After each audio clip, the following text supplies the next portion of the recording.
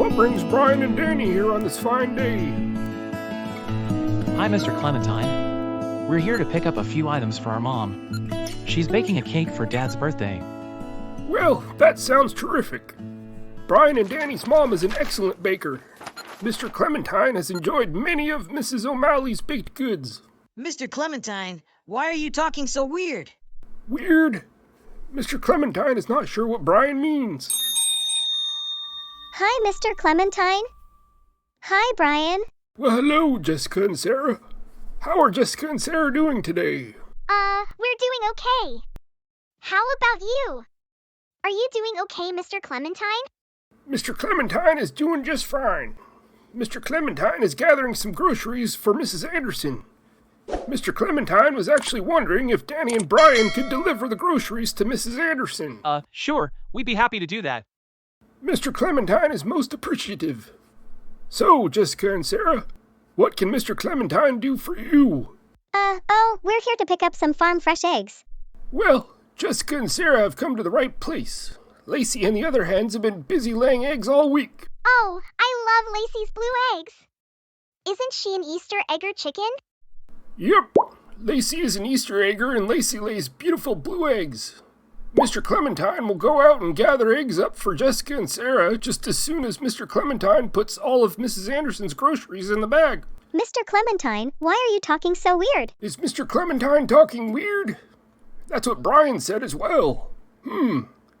What does Jessica mean? Well, you're saying our names over and over, instead of using words like you, or he, or she. Oh, yeah, that's what's wrong.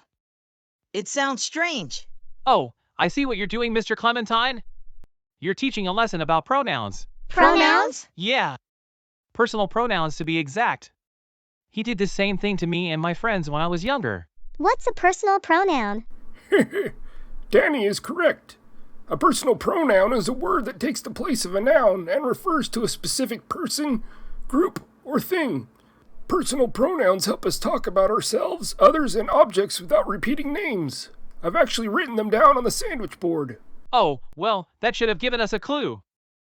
Without pronouns, we'd have to say names all the time, and that would get downright tiresome. Imagine saying Mr. Clementine every time you talk about me. Why, we'd be here till next Tuesday. Come on over and see what I've written here. These are the personal pronouns. We have first, second, and third person on the left, and columns for the singular and plural pronouns. So what does first, second, and third person mean? Good question, Brian. When someone is talking about himself or herself, that's called first person. So if I am talking about myself, I say, I love fresh eggs. If a group includes me, I say, we love fresh eggs. See? So if I say, I like apple pie, that's first person? You got it. Now when you're talking to somebody else, that's second person. The word you is doing all the work here. Oh, so if I say, Mr. Clementine, you have the best candy, that's second person? Bingo. You can be one person or a whole bunch of folks.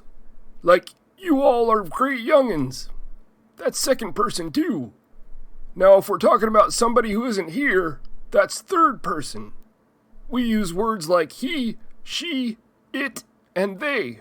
So instead of saying, Lacey lays the best eggs, I can use a third person pronoun and just say, she lays the best eggs. That's mighty fine grammar, Sarah. And if you're talking about the whole flock, you can say, they lay eggs every morning. Okay, so the singular subject pronouns are I, you, he, she, it, and the plural subject pronouns are we, you, and they. Are there any other types of personal pronouns? Yes, indeed, little Jessica. Subject pronouns serve as the subject of a sentence, but there are also object pronouns. Here, let me write them down on the sandwich board.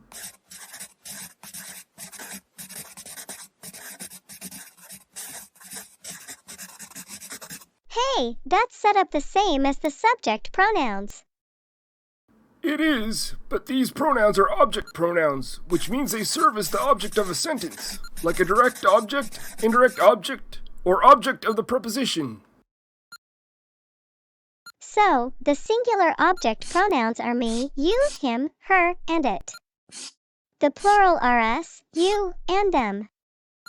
So, how is an object different from a subject?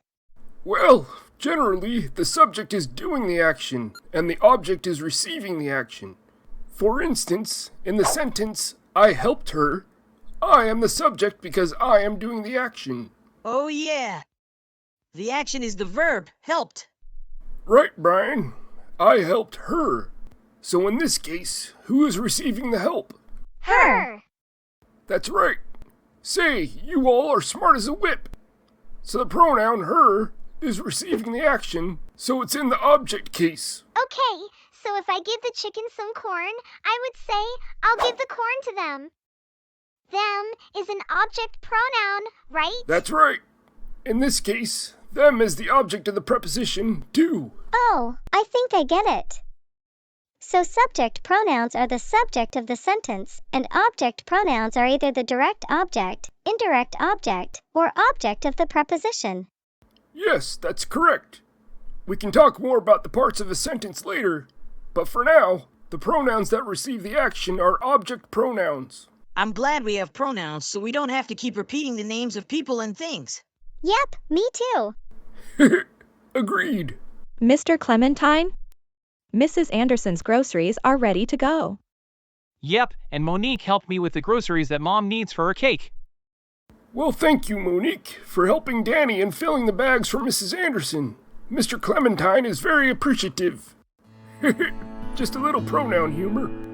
Say, Brian and Danny, why don't you load Mrs. Anderson's bags up in your car, and Sarah, Jessica, and I can head out to the chicken coop. I know Lacey would like to see you all. Hooray! Yes, Lacey is a lovely chicken. I can't wait to see her.